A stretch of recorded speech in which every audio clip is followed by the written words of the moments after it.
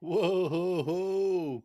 Good morning, gardeners, bird nerds, nature nuts, avid horticulturists. Um, I'm Grant. This is Habitat Gardening question and answer on the bird emergency.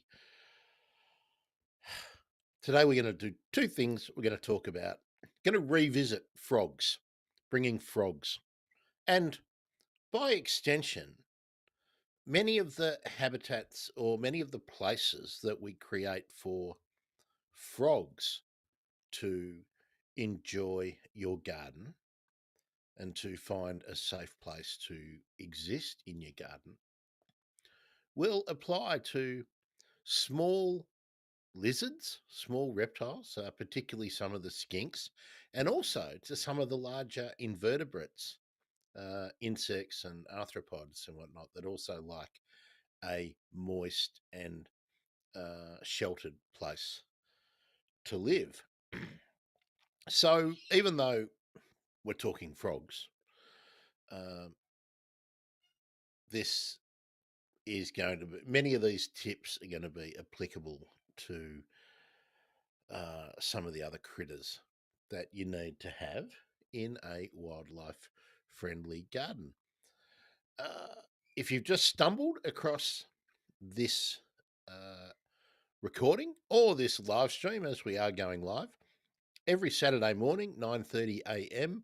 Australian Eastern Time. We happen to be in Australian Standard Eastern Standard Time this time of the year now, but 9:30 every Saturday morning in the Melbourne Sydney time zone. I do gardening talkback. That's the idea. So if you've got a question or a thought, please join in. Otherwise, it's just me talking, and that's not the sort of idea of these live streams. But we'll soldier on. Uh, Feel free to let me know anything else that you have noticed happening in your garden. What's flowering? What's bringing the critters in? Um, is there any particular bird activity going on? Have you got fruit bats visiting your garden for the first time ever? I don't know. Anything at all that you think might be interesting. Um, Following on, I'll just tell you something that I've noticed around here. I've mentioned for the last few weeks that I've been hearing the butcher bird calling. I can now be absolutely sure it is butcher birds, and I believe I heard three of them calling this week. So I could kind of triangulate where the calls were coming from, unless one of them flies very, very fast and got from there to there in an inordinately quick amount of time. Also, the pied currawongs are about in quite large numbers in my part of Melbourne, Naarm, the unceded lands of the Wurundjeri country, Wurundjeri people. The It's been wet on the eastern, uh, southeastern part of Australia this week, so uh, we will probably revisit um, plants that can handle inundation perhaps next week. But for now, let's get on to briefly how to attract frogs to your garden. Uh, I might note that on these points that I'm talking about, I have uh, produced a little easy to follow handout with a list of species. I do try and concentrate on Australian native species. I encourage you, if you possibly can, if you are building a garden that you want wildlife to come into and stay and feel safe, and that you can enjoy the company of your wild neighbours, do try first to source indigenous plants. But anyway, here's some basic tips for bringing frogs into your garden. After we talk frogs, we're going to go back to winter flowering plants from last week, and particularly those in the coastal zone. That's if you're here and you're talking. Okay, attracting frogs to your garden sounds obvious. Create a frog pond. But what I mean by frog pond is not dig a pond that we think of in most traditional garden senses. Needs to have shallow edges. There needs to be an integrated space between out of the out of the wet and into the wet. Um, Frogs also like their water to be still. So one of uh, the best ways to attract frogs is rather than think about a pond in the sense that we do when we think of a pond for fish, think of a puddle or a depression or a soak. Any of those kinds of words uh, that we attribute to a boggy, moist area, but that is not somewhere where fish live. Um,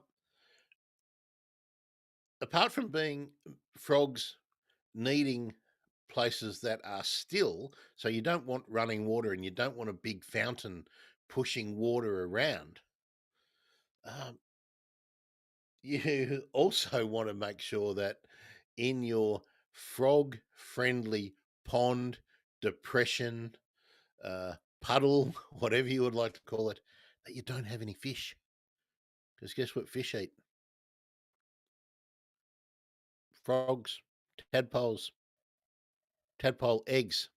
So if you want, having done the hard work of providing a place for your frogs to come and visit, and if they decide to set up shop and live there, you don't want the eggs or the subsequent tadpoles to be gobbled up by your carp, by your koi, by your goldfish. So, uh, if you do want to have fish in a pond, that's a different place to your frog pond. Um, the other thing too to note when you are filling your frog pond, don't use don't use tap water. Don't use the water straight out of your hose. Hello, people coming in. Good morning. Uh, Please say hi. YouTube and Twitch. Nice to see you. I did test this morning too. I do know that we are live everywhere. The technical difficulties we had a week or so back seem to have disappeared. Um, yeah, so a lot of town water, the water straight out of your tap contains chemicals, particularly chlorine, not conducive to frogs. So to fill your frog pond for the first time and to top up, try and use rainwater. Uh, you could use distilled water or deionized water if you must. That's a very expensive way to go. I'd just maybe put a couple of buckets out um, and collect rain after your next heavy downfall, or maybe just for uh, if it's a easily achievable thing, reroute one of your downpipes to a storage container that might then overflow uh, into your frog depression. Anyway, that's something to think about. Okay, in your so if we're thinking about your pond, it's not deep. It has graduated shallow edges because that's what the frogs need. Um, Contrary to representations in lots of gardening shows and even some things purporting to be documentaries, Frogs don't. If you see frogs in ponds that have got steep sides, they haven't gone in there of their own accords. They have been put in there. It's faked. Uh, you need to have plants on the margins, on the intergrade between the not wet garden and the wet garden, or the wet pond, the wet depression, the wet frog hollow, however you would like to call it. So these provide the opportunities for shelter, I think, pretty obviously, both for the frog and for any eggs, and tadpoles also will be in those margins. But the other thing is, too, frogs will eat the algae and any micro um, arthropods, invertebrates, insects that are sheltering in that intergrade zone. Think of it as a tidal zone, like on a beach. It's that area between the high tide and the high tide mark and the low tide mark. Um, so, a couple of plants you can use. Water ribbons, they're the long, I'm sure you think about that. Mentioning too, uh, on the website and on the um, Buy Me a Coffee, we'll have this will all be produced in a way that you can download a handout and also look at a web post um, that incorporates this information. Water ribbons, triglochian species, triglochian or triglochian, nardoo, which is looks a bit like a four-leaf clover, Marsilia drummondii, drummondii. You'll hear it pronounced many, many ways. Drummond I. Okay. Common rush, the juncus. Um, you'll find many, many juncus species available depending on where you are in the world, particularly in Australia. And then you have the option of lots of things like small ferns, um, other reedy plants like bulrushes or uh, isolepsis, um, even grasses. Um, what you also want to be able to provide, and this will be determined by the scale of the area that you are providing for your frogs. But think about rocks and logs. Um, they like crevices. They like little hidey holes. They like places they can get under or in between. So uh, just even something I've seen used a lot when when some of the gum trees shed their bark, and the bark that comes down in long ribbons and then coils up after it's been on the ground. It rolls up as it dehydrates. They're great places to arrange in on the edges of your pond and then plant around them. Um, and you can put them at various depths too, because um, different species of frogs might want to lay eggs in within sort of the coiled bark. Some at the ends, some underneath, some on top. So there's so many good opportunities um, to use sort of found objects. Other things which are great, if you've got any broken terracotta or ceramic pots, don't throw them out when they're broken.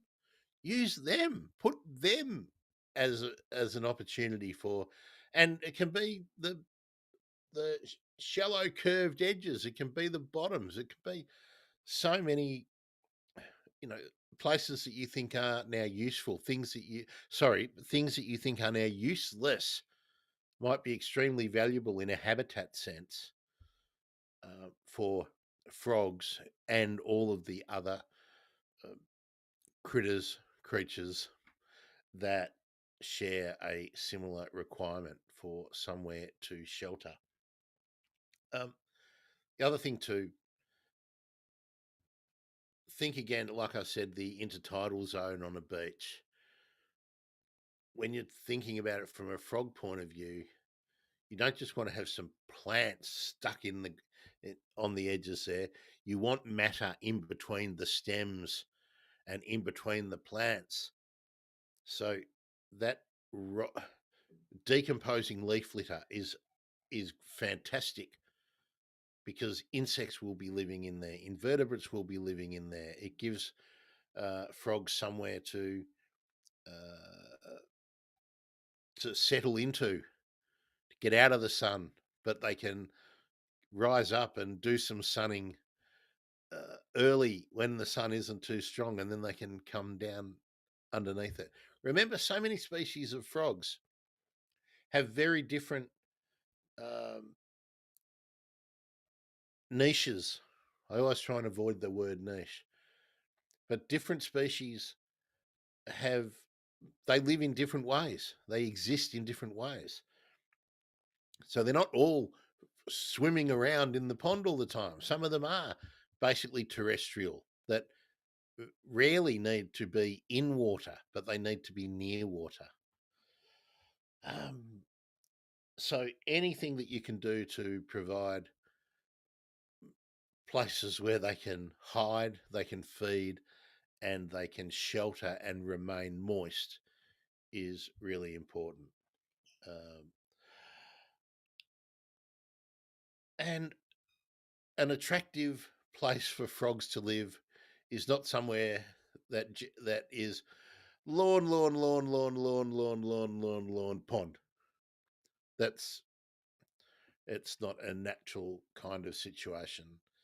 Um, so you do need to think about that integrate zone between maybe a functional part of your garden, lawn, paving, uh, ornamental garden beds, veggie garden, whatever it may be, utility space. Then you need to have an integrated space where you can do a mixed planting into that zone, that depression, that puddle, that soak, whatever you have decided uh, to be a place for frogs in your garden. Um, some of the plants we'll talk about some of the species that you can use there, but I'm thinking about lamandras, dianellas. Uh, we've mentioned juncus, isolepis. Uh, they're all the kinds of plants that I'm thinking about, and anything that is kind of small and ferny and mossy will fit in that space. Um, Couple of basics, real basics.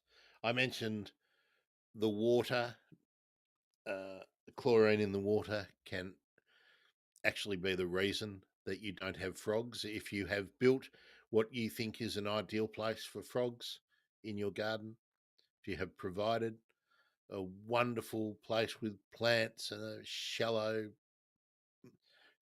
edges, the right plants, but you are topping it up uh, regularly with water straight from the tap and straight from your town water. That might be the reason that you have no frogs. So start there. First principles. Start there. Uh, Deionized distilled water, if or rainwater. That's the easiest way to do it. Fill your uh, frog pond, depression, soak uh, with rainwater if possible. First principles. A lot of people will go looking for answers. Oh, I haven't got the right plants. I haven't got the right design. I haven't got this. I haven't got that. First principles. It just might be the water. Start there. Um, Pets, dogs and cats. First, uh, you don't want them to have access to where your frogs are trying to have their vacation time, their holidays, their their recreation spaces. Um, Cats, particularly, are frog hunters, so ensure that your cat is contained, is not able to access your frog pond, especially at night. Uh, especially at night. One of the other things too to think about with your pets, if your pets are defecating somewhere in the garden and you are not picking it up promptly, make sure that that space, if you have a downpour, make sure that that space does not uh, have rainfall hitting your dog poo, your cat poo, and then running into your frog pond or any pond where you have wildlife for that matter. Um, in the same way that you wouldn't want your kids rolling around in in any runoff from your pet poo, you should also be aware that the nasties that can be in your pet poo uh, can badly affect amphibians and reptiles, especially little ones when they're juveniles, immature tadpoles, eggs. Excuse me while I have finish off my coffee. Um, Another thing in that has, and this is one of the reasons why I wanted to talk about frogs again today. This came up because somebody sent me um, a picture of their frog pond, and it looked beautiful. I thought, and I'm sure it had been designed. I didn't follow up. I should ask them. I'm sure it had actually been designed by a really good garden designer. But they had this plantings were great. They had fantastic plants on the margins. Um, it looked like a place that you should be having frogs, and it was quite large. It was probably 20 or 30 meters from the edge of one zone to another. On probably no, probably come back to 15, but it was large, right? But what it did have all around it was those pagoda style um, garden lights. So in this little fringing path. So at night, and they were all these uh, solar lights. So they're charging all day, every day, and then they're on all night, every night. Um, that's not a place that frogs like to be. Because if they come out and they're in the light, oh, what's out at night? Well, for one, cats and other uh, mammals that might be predating. But then you've got things like owls and tawny frogmouths and no. So apart from having all the other things like the plants that provide shelter and the moist environment, um, if your frogs that you want or that have found your pond are nocturnal, the reason they're nocturnal is they want to do things in the dark. So think about that in your designs. Again, uh, garden lights are really good sometimes, but they're overused and they're used in really inappropriate ways. Often in gardens where we're trying to attract wildlife and we're trying to make the functional the main functional point of the garden is to provide somewhere for wildlife to live. Please refrain from buying cheap garden lights, especially those ones that turn on automatically every night that are solar powered. I know they're easy.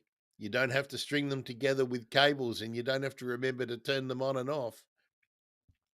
But for that reason, uh, it's essentially like someone leaving your hallway light on or your kitchen light on all day when you're not there to see it. but it's still chewing up your power. No, don't, please don't buy those. Well, actually, feel free to buy them. Just don't put them near a pond or in trees or anything. All right, let's yeah, light pollution. Not only bad for birds migrating, really bad for frogs, for nocturnal frogs and other nocturnal creatures. Really bad. Uh, all right, just a couple of common uh, common plant species to look out for. This is really general. Okay, I will have for you um, a more detailed list. Um, and I know I'm always promising it. I am working on it. I'm working on the website, just the easiest way to deliver them. So the easiest thing to do is produce the handouts. That's the easy thing for me to do. The difficult thing is to make sure that the the way to distribute them is easy and that I do not have to be involved in sending them out. So we're working on that. So be patient. Lamandras. Lamandra longifolia is one you'll find um, in most temperate zone uh, native nurseries. Tufty plant, tough as boots. Uh, there are other lamandras, but Lamandra longifolia is the one that you will most often find in your nursery. Dianellas, you'll find many Dianellas. Uh, Caerulea is widely cultivated. There's also a lot of cultivars, varieties, but you'll also find Dianella longifolia, Tasmanica. Look out for those. Uh, these are both tufty, strappy plants, upright leaves, tough as boots.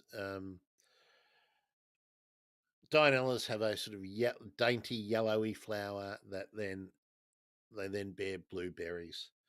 Um, insects love them. Some of the birds love them as well. Juncus, Isolepsis, uh, many species. They are um, they're very, they look prickly, pointy, but they're not. They Some of them have little bits of irritation on the very edges of their upright leaves. These are again a clump, tussocky, upright foliage, grass-like plant. And then there's a couple of species, a couple of genera that that have a number of suitable plants to plant on the edges of a depression, a soak, a frog pond, a puddle. Melaleucas, leptospermums, callistemons. Very reliable. Good morning, by the way. I'm seeing more people come in. Let's see, where's everyone from? Oh, we've got hello Facebook, hello YouTube, and hello Twitch. Um, do drop a hello. Pop in the comments. Where are you from? Where are you watching from? Do you have a frog pond? Um, have you thought about a frog pond? Um, okay, just a couple of other basic tips. I talked about broken pots and curled up bark and uh,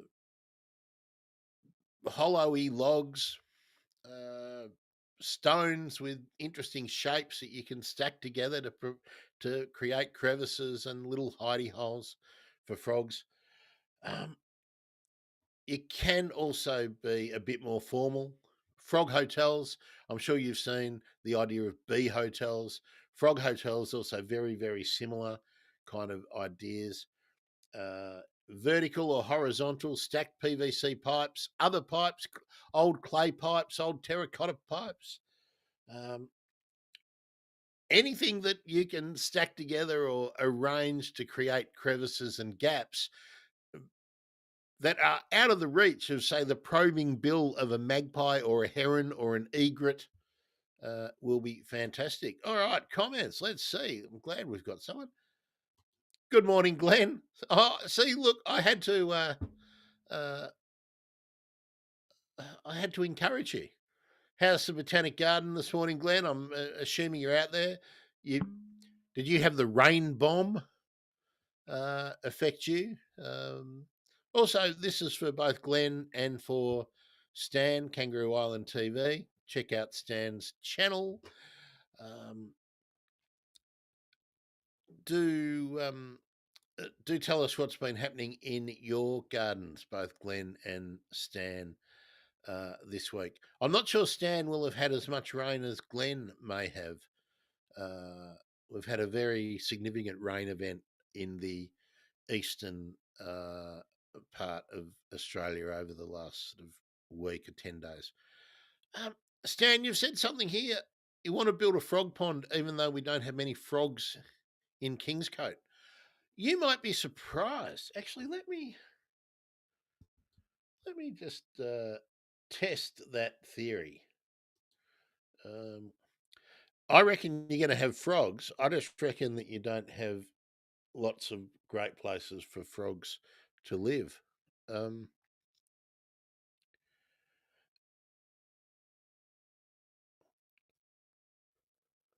Let me just test that theory. Uh, uh, oh, look at this. Oh, you've got a couple of fantastic frogs on Kangaroo Island, Stan.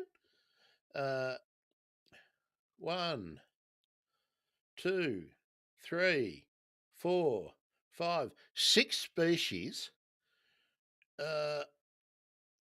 But you have the eastern banjo frog, the pobblebonk.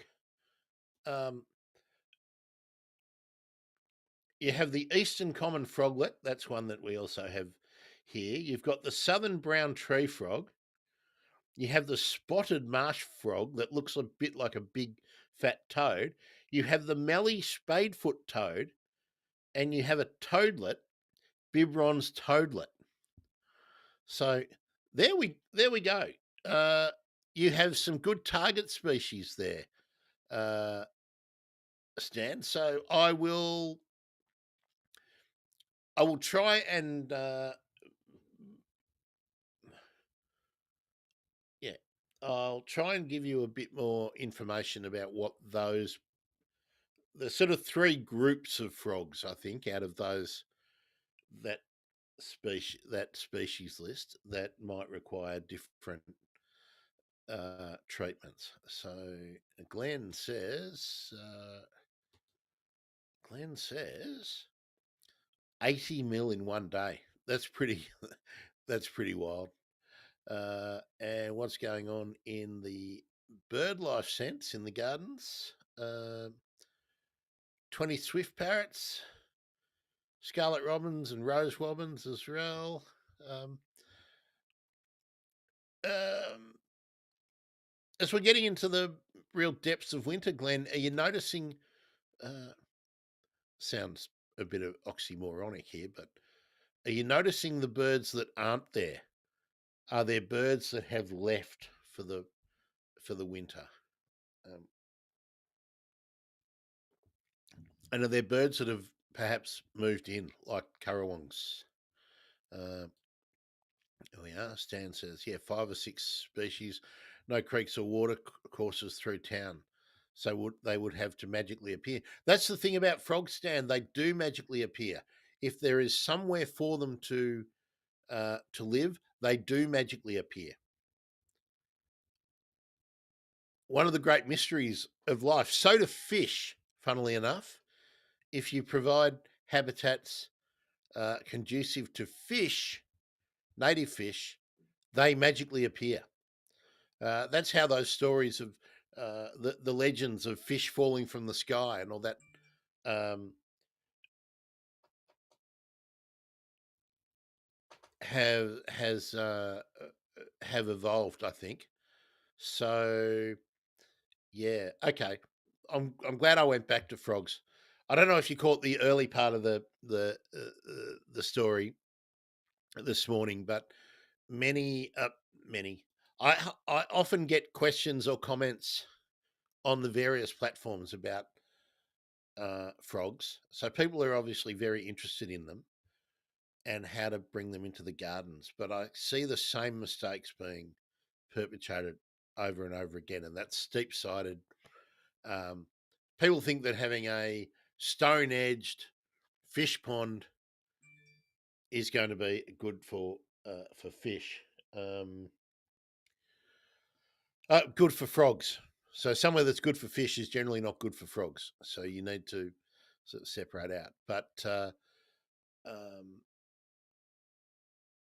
a lot of times when people, this happens too in rural areas, but also in the city, you build a pond for fish, but yet don't stock it with fish, and then within a few months there are fish. So yeah, nature finds a way. Um, Now, what's Glenn's got at at the home garden? We put small PVC pipes between the stone boulders plus sticks, then dirt. Yeah, and ground covers. Yeah, I know. I've talked a lot about the Grevillea um, bitonata, or what's it called now? Uh,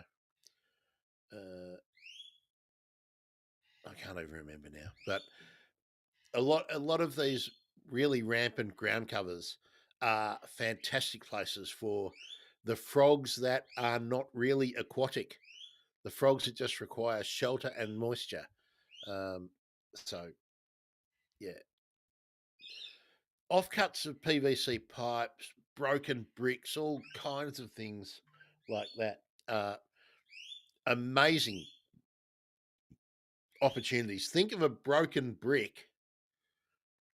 Think of the three or four broken bricks that you created when you were doing some paving around your barbecue, and then reduce your thinking back to the scale of a toadlet. Those things are amazing. They are uh, they are bungalows. You stack them together, and that's definitely a frog hotel. So yeah, do look around at the materials that you can use, as uh, Glenn's mentioned. Sandstone boulders, sticks, dirt. Um, I know this is a bit of a hobby horse. Uh, the tidy is the arch enemy in gardens of your invertebrates and your critters that rely on the invertebrates. So yeah, before you tidy it up and you put it in the green waste or garden waste bin, think whether or not you could just pile it up somewhere between a couple of rocks. Um, Add a few stones into the mix, and you might have something really, really, really useful. Might not look so tidy, but hey, just pop a nice little plant at one end and the other end, and then maybe something behind it. Yeah, good, good, good, good. Okay, and Glenn. So the summer birds have gone yet. Reed warblers, kingfishers, dollar birds, the cuckoos, Latham snipes, the robins have arrived. It's funny. Um, Most of the places that I've lived, the robins have been resident. I've um, So eastern yellow robins, mm, scarlet robins resident. The flame robins are the ones that I guess I used to notice that would be less prevalent, but some of them would stick around all year.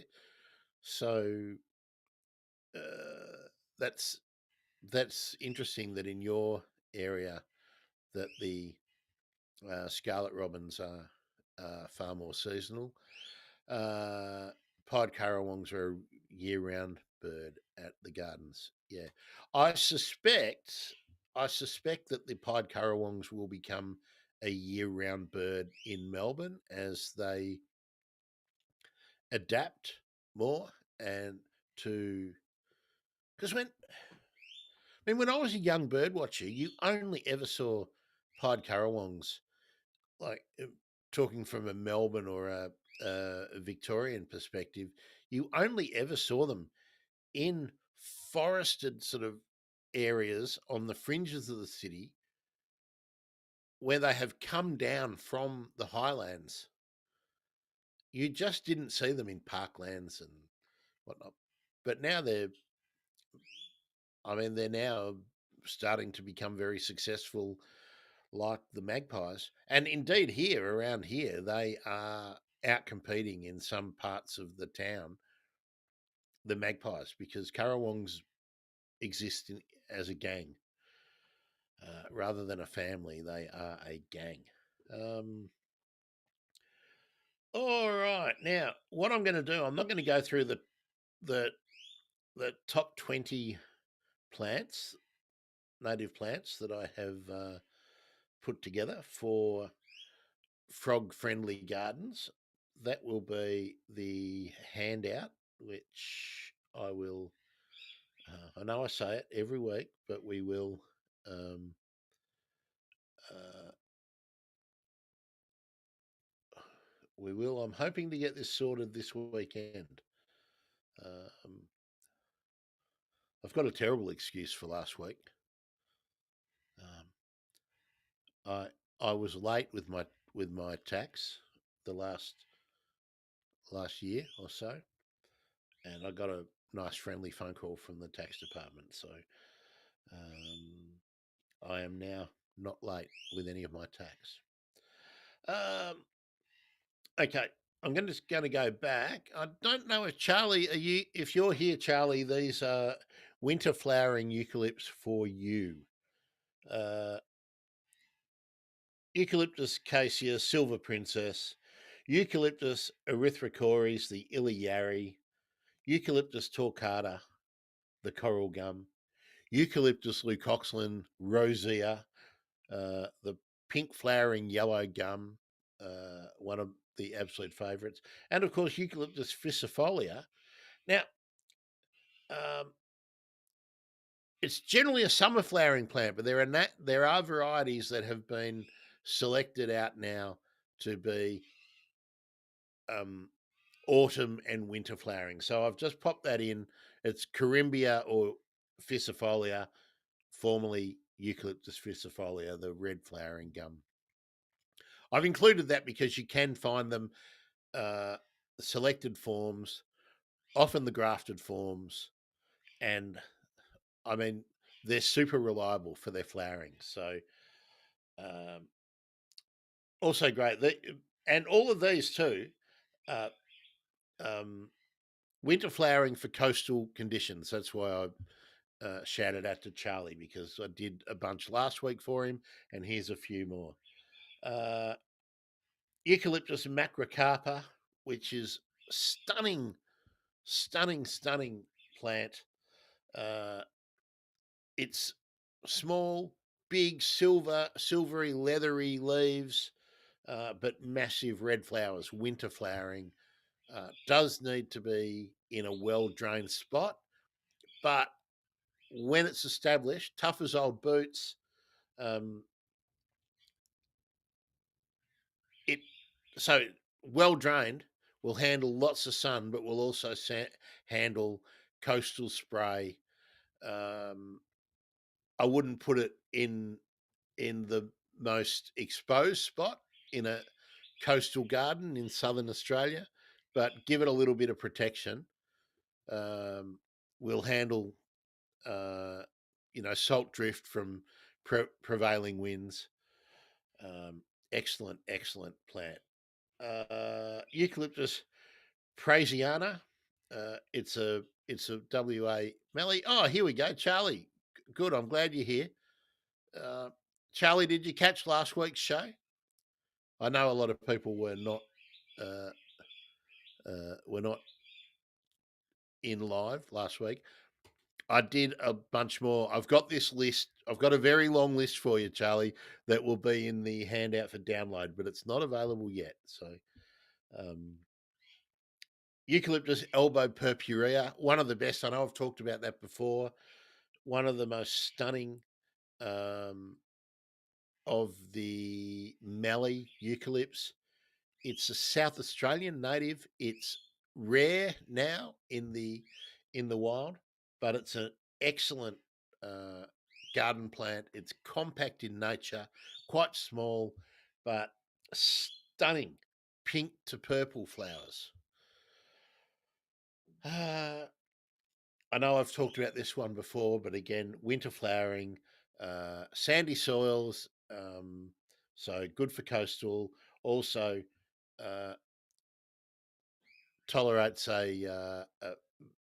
extended dry conditions. Um, Eucalyptus lansdowniana, the crimson mallee, uh, and one that's not widely known, Eucalyptus eremophila. Yes, eremophila, reminiscent of eremophilas. Um, Small tree, creamy white flowers, but really profuse. This is a late winter flowering plant.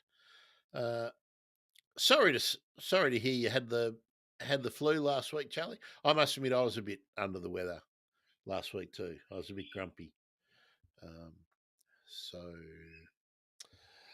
yeah, okay. Let's throw open. Anyone got any questions or any notable things that they noticed in their gardens? Uh, Anyone got any problems that have been occurring? With so much rainfall recently, I'm sure we're going to see uh, plants that are uh, having the very scientific problem damping off uh, or dying from waterlogging. Um,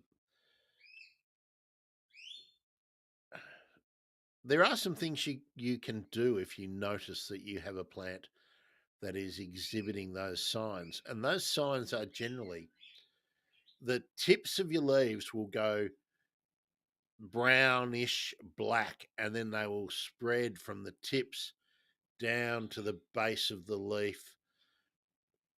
And at the same in the same way that the leaves die from the extremities back to towards the center or towards the base of the leaf, the stems will do the same. It will start dying off from the edges and then die back. But the sort of clue is that it's really, really, really dark. If you notice that is happening, often it's too late. So these are all things that you can try in the hope that it will make a difference. If you've got a garden fork, get out and try and lift the plant, not right out of the soil, but just create some air spaces by gently levering up the plant a little bit, from go right around it, and that will allow some air to get down into those spaces and hopefully dry them out a little bit. Um, I've I, I've utilised that frequently, and sometimes it's been successful. But often, by the time you notice those indicators on the leaves that the leaves and the stems are dying back, for many species and for many plants, it's just too late. That plant is donezo. Um, which is why, if we go back to first principles, if you pick the right plant for the situation you've got, those kind of issues won't occur. Also, a lot of plants that are in that period of dying from waterlogging, if they're small enough and you can dig them out and transplant them, sometimes if you transplant them and can put them into a sheltered position and can you can then do you can look after them. And I know I'm being really general with non-scientific, non-specific terms, but depending on the species, it might need a different uh, kind of looking after it. It might need protection from direct sun. It might need protection from wind while it recovers. It might need to not be fed, not be fertilized, but some might want a little fertilizer. Anyway, put them into rehab. Uh, Either pot them into a big pot and hope that they can recover. And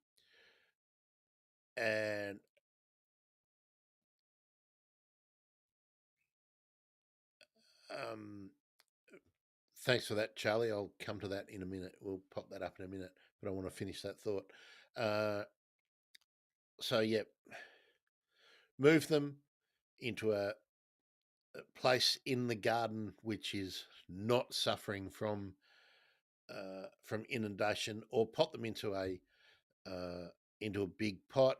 If you have an area that's a little bit under shade, like a shade house or something, or under the canopy of a large tree, like Stan's got in his garden, put them there. Treat it as like a rehab nursery, and prune back the not immediately.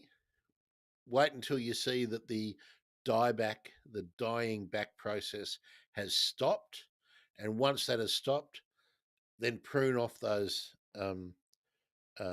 dead, damaged leaves or stems, and back to the node, back to a healthy node or junction, and uh, and then just wait, and then don't put them back in the same spot. Okay, Charlie, thank you for this thought on the subject of frogs. I just thought I'd share an observation I've made inland areas like Lightning Ridge, a place I know well. If there's any rain at all, come darkness, the frogs are on the move in the early hours. I've seen masses of frogs crossing roads, traversing desert, finding the water holes that spring up. It's amazing watching this, and it's magic how they know it's there. Yeah, yeah. Frogs just appear. Uh, as do fish, and how they get there is often a mystery. So, yeah. Um, and I know when we talked about frog habitat early on, when we started doing the habitat gardening, I talked about how you can create frog friendly spaces in pots and places that are suitable on balconies and things in urban living. Frogs turn up. It is amazing. They turn up. Frogs, I don't know if they can sniff the moisture, but frogs are everywhere, and they will turn up. Uh, we're doing our best to eradicate them from the face of the earth, but they are everywhere. Um, so now that we're having open discussion, did anyone see the horrible news from a very or a horrible statement from a very well known environmental sort of personality? Give you a hint, wasn't David Attenborough. That was really depressing this week. Um, we'll play a guessing game before uh, I spill the beans. I'll give you a hint. David Suzuki. How long since you've heard David Suzuki in the news? Did you see David Suzuki in the news this week? Um,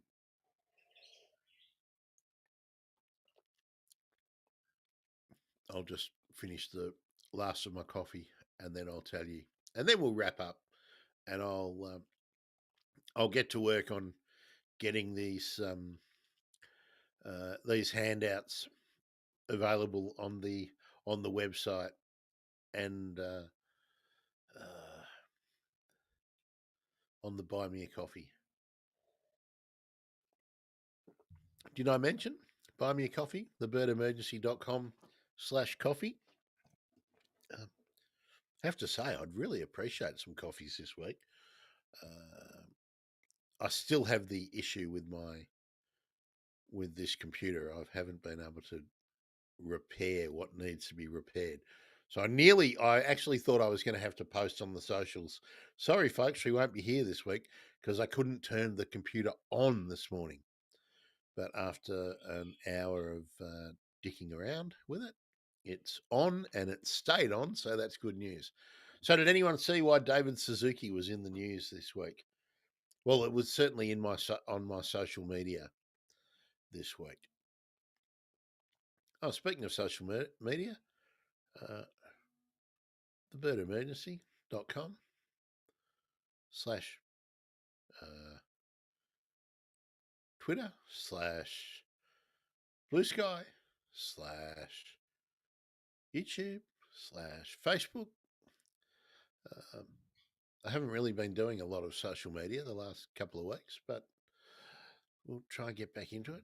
Actually, I haven't really done any real concentration on the social media since I finished the course. I think I needed some time out or time off. We've just been doing habitat gardening, so we'll get back into it. I'm just looking up at my board. There are some things lined up as I look up at my calendar board. So yes, we'll have some more things coming up. Any more questions or thoughts? Or would you like to dismiss me to go and work on these handouts? Actually, give me an idea on all the things that we've talked about on habitat gardening over the. I think we've been doing this for over a year now. Would the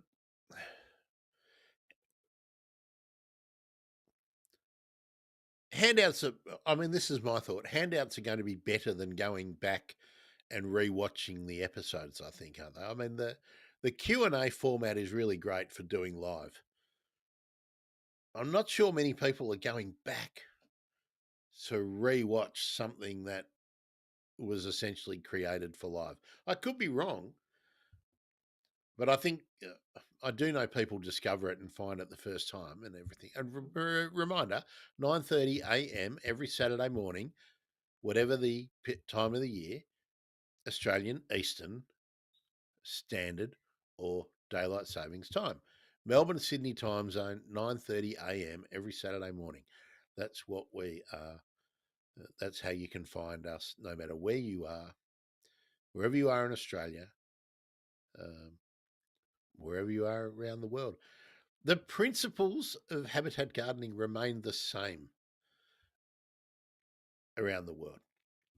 So I try and explain the principles rather than only talking about the kinds of plants that you can buy and put in your gardens.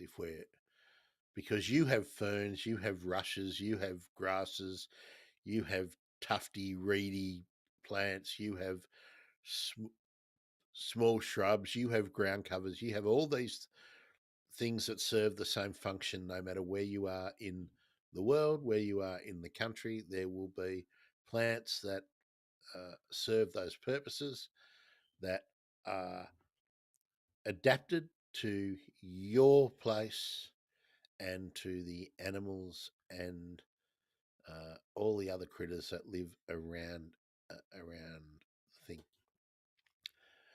Charlie says handouts are a good idea. I'd like to have them at my fingertips. Yes, and I'd like to have them available and also maybe turn them into a book. How would that be? Uh, so yeah, oh, so I will let you know. I have always made lists of plants for different situations for years and years and years and years. It's just a matter of bashing them into a standard format, a regular format, and then sourcing images that I can use without stealing them, because that's what so many people on the internet do, is steal everyone else's stuff. Um, so sometimes they can't be illustrated in the way that people would like or would expect, because that's how things are done now. But it's just not nice to pinch people's stuff. Apart from not being nice, it's not legal and it's wrong. So handouts are different to web pages, and anyway, I'll stop talking about it and I'll get around and do it. Any other questions? Any other comments for this morning? What are we up to? Well, we've hit the hour. Fantastic. Um, any topics, subject matters that you would like me to develop further, tackle, or perhaps revisit? Like we've done frogs before, but uh, every time I think about an idea of in the garden, thoughts about a situation in a garden, there's always something new that that that comes up. Uh, well, thank you, Stan. What are you up to this afternoon, Stan? Um, what's what's happening on Kangaroo Island? I'm sure you've got uh, less awful weather today. We've got a fairly nice Saturday. Can you all hear Loz? He's having a great time singing away, chatting, whistling. Of course, he's gone quiet. There he is. He's uh, hasn't had his apple this morning, so he'll be telling me that shortly.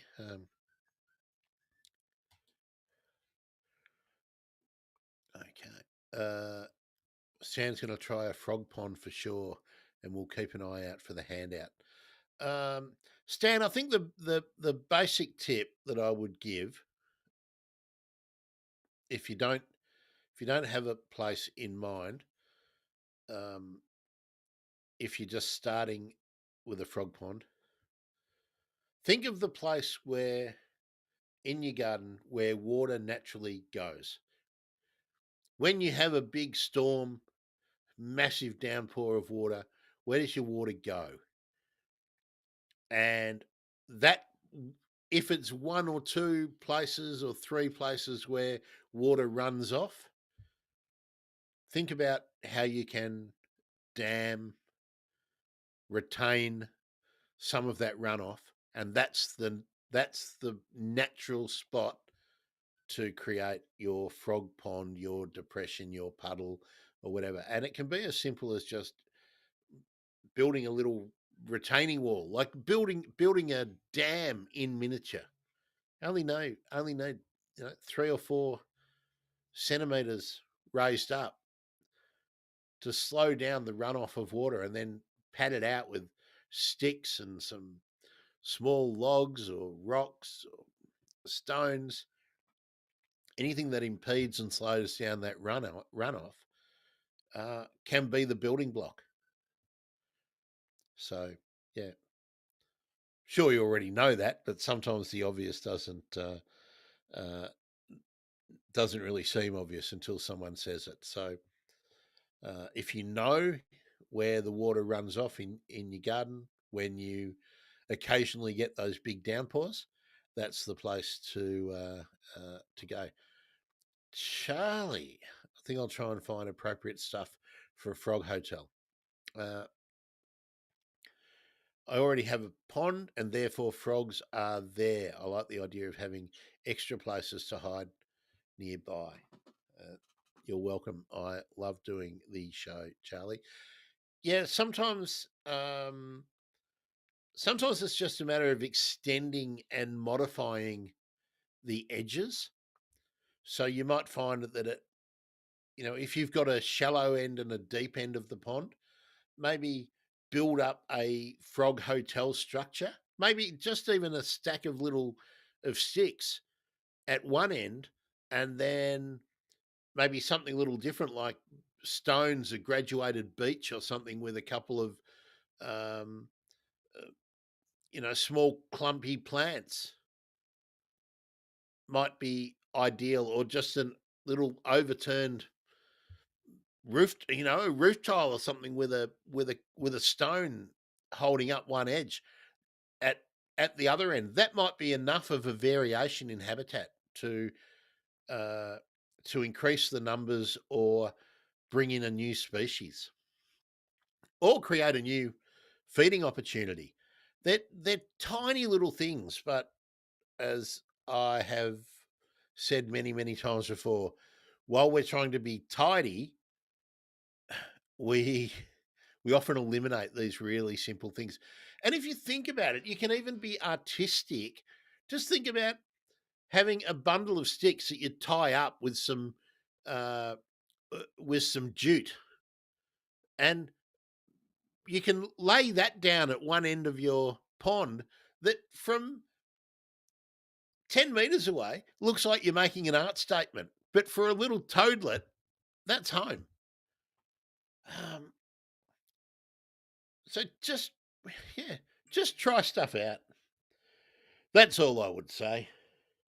Just try stuff out. Um, okay, folks. Oh, sad news this morning too. Uh, Julian McMahon, son of former Prime Minister and star of Home and Away, died overnight, or perhaps he died over the last few days, but the statement was released overnight. He died, unfortunately, succumbed to the ravages of cancer. I'm sure Julian McMahon would have loved frogs. That's all I can say. Just want to note note the passing of one of the definitely not legendary Australian actors, but probably one of the most bankable Australian actors, because he was in that shocking show Nip Tuck. Uh, anyway, he'll always be the star of Home and Away, and I think, was he in Water Rats? He was in one of those policey, uh,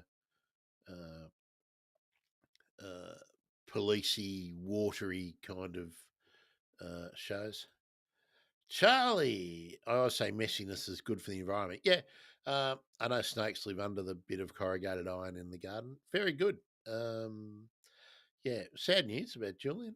Um, yeah, see, even just having a pile of, when if you're going to if you're going to tidy up one end of the garden, rake everything up, the sticks and the leaves and other detritus, and just rake that up into a pile that is near near your pond or your frog soak, whatever it is. That will provide habitat.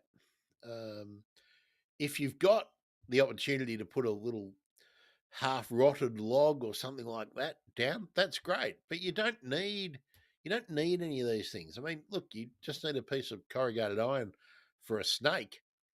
Uh, you just need to have a very informal stack of old roofing tiles or old paving stones to create habitat. Uh, a bundle of sticks, all this, a bundle of sticks with some grass clippings thrown on top. That'll do the job. Uh, yeah, I mean, not everything has to be designed to within an inch of its life, and certainly doesn't need to be tidied up. Uh, or things can look tidy and like an artistic statement while having a really positive effect, providing a great habitat for the animals that we don't think about, we rarely think about, but they're essential, because something's going to eat a frog, something's going to eat a tadpole, something's going to eat a cockroach or a woodlice or a slater or an earwig or a centipede or a millipede or whatever. There's always something that's going to eat something else. And if you can provide those in your garden, well, you'll have more of the things that are eaten and that will eat. I know, bleeding the obvious, right?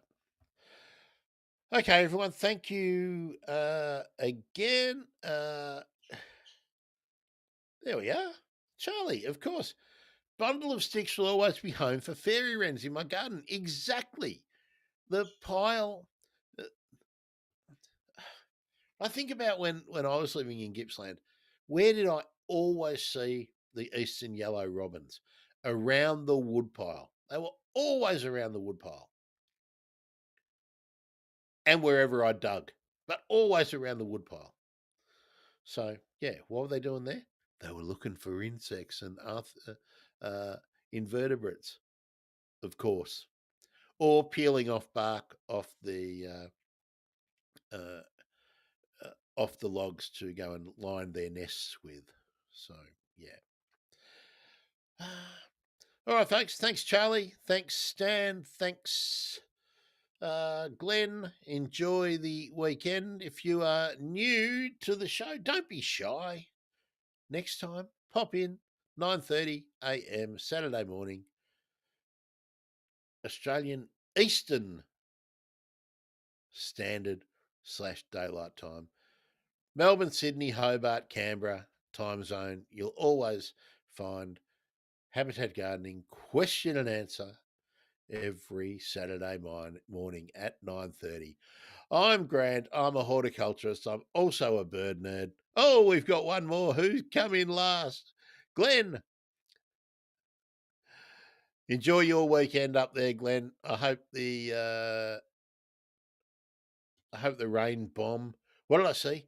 Rain bomb. I must have seen 100 times in the media this week. Uh, uh, Cyclone bomb. Ridiculous terminology when the media talk about weather nowadays. Classic East Coast low. Classic East Coast low for southeastern Australia. Thebirdemergency.com. See you later, folks.